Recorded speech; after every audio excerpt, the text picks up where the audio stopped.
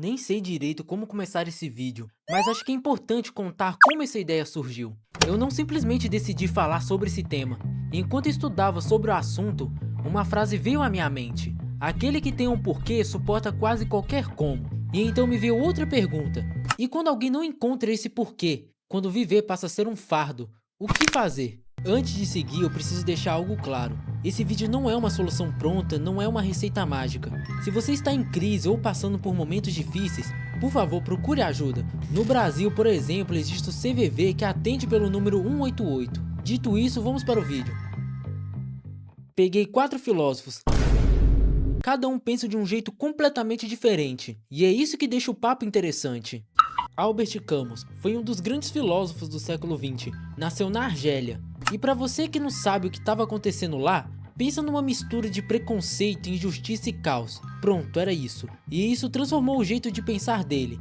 Ele tava poucas ideias, queria olhar para a vida do jeito que ela é, confusa, sem respostas e muitas vezes absurda. E aí que vem a bomba. Só há um problema filosófico verdadeiramente sério: o suicídio. Parece pesado, né? Mas ele não estava falando só do ato em si. O que ele queria era cutucar a pergunta escondida por trás. Se a vida não tem um sentido, por que continuar? No livro O Mito de Sísifo, ele começa justamente daí. Porque antes de discutir verdade, moral ou qualquer outra coisa, a filosofia tinha que começar daí. Vale a pena viver? Camus não acreditava que o universo guardava um grande propósito esperando por nós. Para ele, a vida é absurda. Traduzindo, a gente procura um sentido, mas o mundo fica mudo. É como gritar num vale e só ouvir o eco de volta. E é esse vazio que ele chama de absurdo. Mas ele não ficou parado chorando porque o mundo não tem sentido. Ele escolheu viver mesmo assim. Para deixar mais claro, ele usa o mito de Sísifo, aquele cara condenado a empurrar uma pedra montanha acima, só para vê-la rolar de volta. Parece um castigo sem saída, mas para Camus, Sísifo era um símbolo de resistência. Mesmo sabendo que nunca vai vencer, entre aspas, ele continua, e é nesse continuar que está a força. Não esperando um sentido pronto, mas criando o próprio. E é aqui que Nietzsche entra na conversa. Foi ele quem escreveu aquela frase que não saiu da minha cabeça. E meu amigo, ele não veio para confortar ninguém, nem para entregar frases fofinhas de vai dar tudo certo. Ele queria bagunçar a sua cabeça, te deixar inquieto, porque para ele era desse desconforto que nascia alguma verdade, ou pelo menos alguma coisa que realmente importava. O que Nietzsche via no mundo deixava ele bolado. Ele viveu numa época em que as grandes certezas estavam desmoronando, a ciência e a modernidade estavam crescendo, mas junto com isso vinha um sofrimento.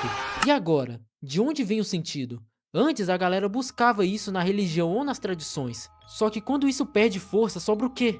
Esse buraco ele chamou de niilismo. Traduzindo, é a sensação de que nada tem valor, nada importa de verdade. E aí vem a pergunta central: se não existe um sentido maior pronto, como continuar?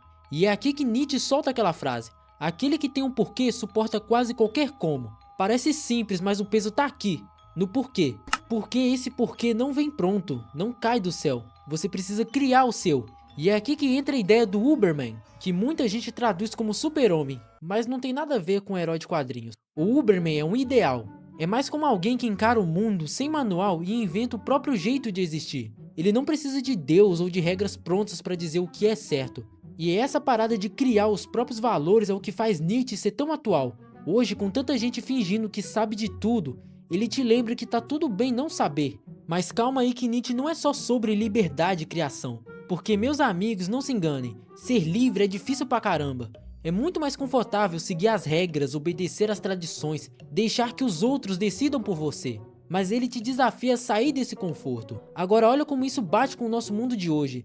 A gente tem liberdade de escolher em tudo: estudar, viajar, trabalhar, se relacionar. Só que sem um porquê, vira só um monte de opções vazias. Mas antes de achar que Nietzsche já resolveu a vida, entra em cena Arthur Schopenhauer. E meu amigo, é aquele cara que chega sem dó. E é aqui que a coisa fica interessante, porque ele puxa a conversa para um ponto direto: a tal da vontade. Traduzindo, pensa numa força cega que empurra tudo. É ela que faz a gente querer, desejar, correr atrás. Mas o problema é justamente essa vontade, é a raiz do sofrimento. Pensa comigo, você quer muito algo, um trabalho, uma relação, um sonho. Você luta, conquista e logo vem aquele vazio. Era só isso? E aí começa tudo de novo. E é justamente isso que ele chamava de raiz do sofrimento. A felicidade nesse esquema é só um sopro rápido, o resto é frustração. E aí vem a treta do suicídio. O suicídio é uma afirmação da vontade, não uma negação dela. Estranho, né? Mas a lógica dele é simples. Quem tira a própria vida não saiu do jogo da vontade, continua preso nele. Então, como sair disso? A resposta dele é a renúncia. Não no sentido de desistir da vida, mas de soltar essa mania de correr atrás de algo que nunca se completa. É aceitar de verdade e entender que o sofrimento faz parte. E olha só, por mais que chamem Schopenhauer de pessimista, tem algo muito humano aí. Ele não diz que a vida não tem valor. Ele diz que o valor não está no que a gente conquista, mas em como a gente encara a existência. A gente corre atrás de coisas, status, conexões para preencher um vazio, e quanto mais corre, maior ele fica. Mas ele não dá uma resposta pronta. Fica a pergunta: aceitar desse jeito a escolha? Vem com o tempo? Com maturidade? Ele deixa no ar. E quando você compara com os outros filósofos, fica mais interessante. Nietzsche, por exemplo, foi quase o oposto. Enquanto Schopenhauer falava de renúncia, Nietzsche falava de afirmar a vida. Já Camus olhou para o absurdo e respondeu com revolta: mesmo sem sentido, eu escolho viver. E aí chega Émile Cioran. E meu amigo, ele é direto. Ele não esconde o lado pesado da vida, sofrimento, vazio, melancolia. Mas por incrível que pareça, essa sinceridade tem algo de terapêutico. Ele não promete salvação, ele te entrega a lucidez. Tem uma das ideias dele que é uma das mais insanas: o pensamento do suicídio como forma de liberdade. Calma, calma. Não é sobre desejar morrer. É sobre saber que se quisesse, poderia. É estranho, é contraditório, mas faz sentido. Só essa ideia, mesmo sem nunca usar, você sabe que pode largar tudo.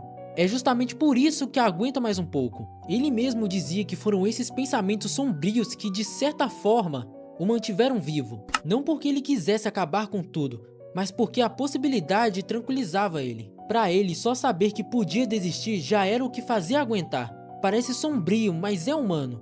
Quem nunca pensou: posso parar quando quiser, e sentir um alívio, nem que fosse por um instante. E o curioso é que por trás desse pessimismo existe uma liberdade. Quando você entende que a vida é pesada mesmo, que o sofrimento não é um erro de sistema, mas parte do jogo, algo muda. Ele tira de você a obrigação de achar um grande sentido ou estar feliz o tempo todo. Ele não vem de esperança e nem consolo. Olha, falar desse tema nunca é leve. Só de ouvir a palavra já bate aquele silêncio. Mas é no desconforto que às vezes a gente encontra as respostas. E a primeira coisa é entender: isso não é só tristeza, tem biologia, tem história de vida, tem solidão. É muita coisa misturada. Nosso corpo fala numa língua que nem sempre a gente entende. E isso não é frescura, não é drama, é real.